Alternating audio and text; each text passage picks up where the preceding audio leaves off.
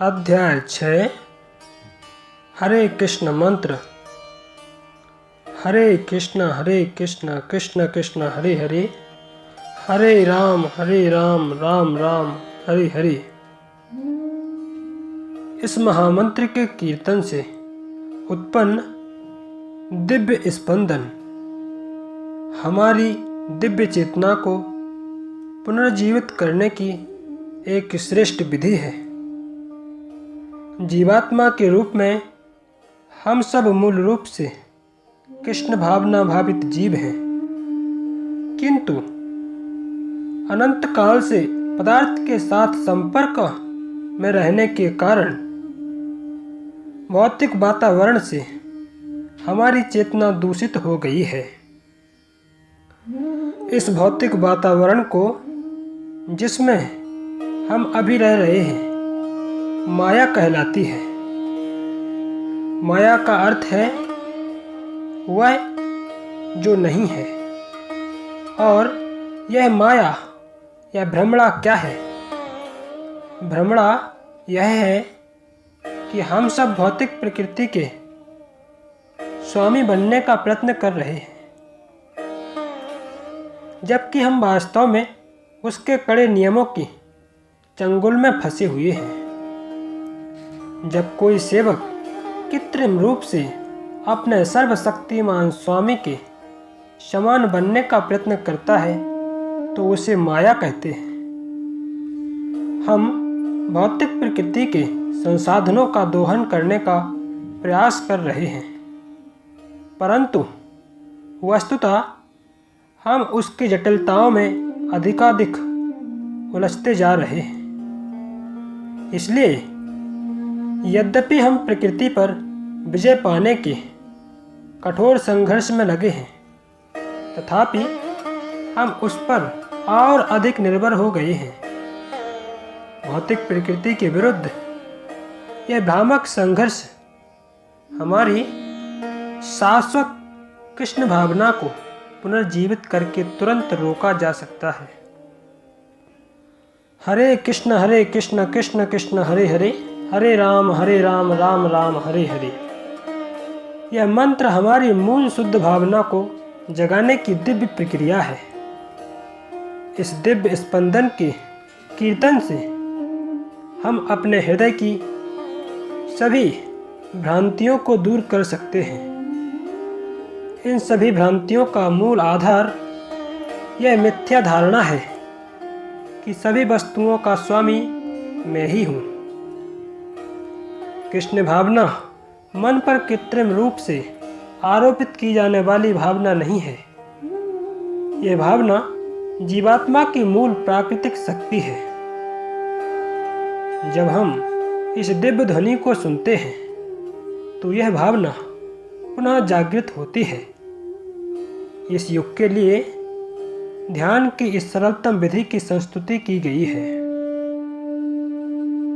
व्यवहारिक अनुभव से भी यह समझा जा सकता है कि इस महामंत्र से अर्थात मुक्ति प्रदान करने वाले महान उच्चारण से व्यक्ति दिव्य तल से आते हुए आध्यात्मिक आनंद का तत्काल अनुभव कर सकता है। जीवन की भौतिक धारणा में हम लोग इंद्रिय तृप्ति में ही संलग्न रहते हैं, जैसे कि हम निम्नतर पशु अवस्था में हों। इंद्रिय तृप्ति के इस स्तर से थोड़े ऊपर मनुष्य मानसिक तर्क में संलग्न होता है, जिससे वह भौतिक बंधन से मुक्त हो सके। मानसिक तर्क के इस स्तर से थोड़े ऊपर जब मनुष्य पर्याप्त बुद्धिमान हो तो वह भीतर तथा बाहर के कारणों के परम कारण को खोजने का प्रयास करता है।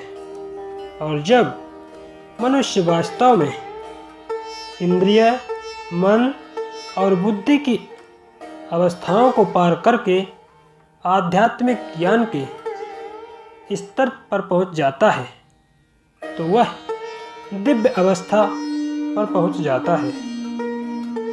हरे कृष्ण मंत्र का यह कीर्तन आध्यात्मिक स्तर से ही किया जाता है। इसलिए यह ध्वनि कंपन ऐन्द्रिक, मानसिक और बौद्धिक चेतनाओं के सभी निचले स्तरों को पार कर जाता है। इसलिए इस महामंत्र के कीर्तन के लिए मंत्र की भाषा समझने की, मानसिक कल्पना की या किसी भी प्रकार के बौद्धिक समन्वय की आवश्यकता नहीं है। यह प्रक्रिया आध्यात्मिक स्तर से स्वतः ही हो जाती है। इसलिए बिना किसी पूर्व योग्यता के कोई भी मनुष्य इस दिव्य ध्वनि के कंपन में भाग ले सकता है। अधिक उन्नत अवस्था में पहुंचने के उपरांत निश्चय ही मनुष्य से दिव्य ज्ञान के आधार पर अपराध करने की अपेक्षा नहीं की जाती। आरंभ में हो सकता है कि सभी प्रकार के आठों दिव्य आनंद प्राप्त ना हो। ये आनंद है, नंबर 1, मूक व्यक्ति की तरह स्तब्ध रह जाना। नंबर 2, स्वेद होना। नंबर 3, शरीर के रोम रोम खड़े हो जाना। नंबर 4, वाणी का अवरुद्ध हो जाना। नंबर 5, कंपन। नंबर 6, शरीर का क्षीण होना। नंबर 7, आनंदातिरेक में विलाप। और नंबर 8, समाधि।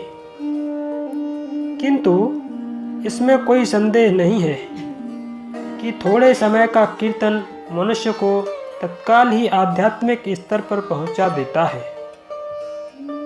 और इसकी असली पहचान यह है कि व्यक्ति मंत्र गायन के साथ साथ नृत्य करने की अंतः प्रेरणा प्रदर्शित करता है। हमने इसे व्यवहार में देखा है। एक बालक भी कीर्तन और नृत्य में भाग ले सकता है।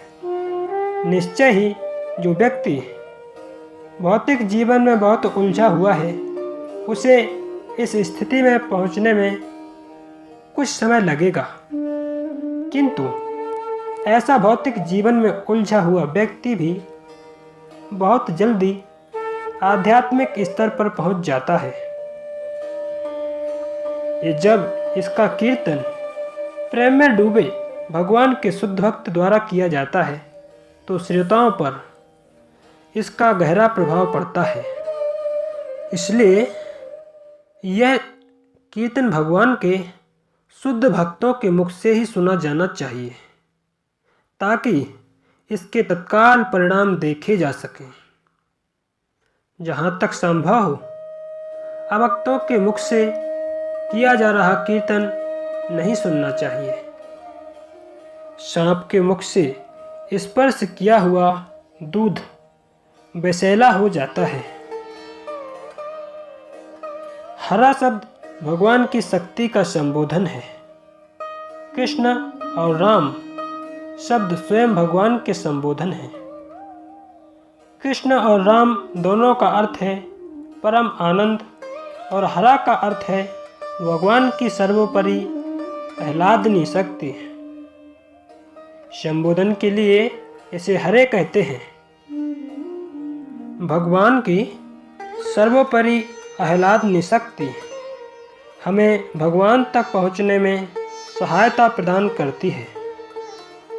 भौतिक शक्ति माया भी भगवान की विविध शक्तियों में से एक है और हम जीव भी भगवान की तटस्थता शक्ति हैं। जीव भौतिक शक्ति से श्रेष्ठ माना जाता है। जब श्रेष्ठ शक्ति निकृष्ट शक्ति के संपर्क में आती है तो परस्पर विरोधी अवस्था उत्पन्न हो जाती है। किंतु जब तटस्थता शक्ति उत्कृष्ट शक्ति हरा के संपर्क में आती है तो यह अपनी सामान्य आनंद की अवस्था में स्थित हो जाती है। हरे, कृष्ण और राम ये 3 शब्द महामंत्र के दिव्य बीज हैं।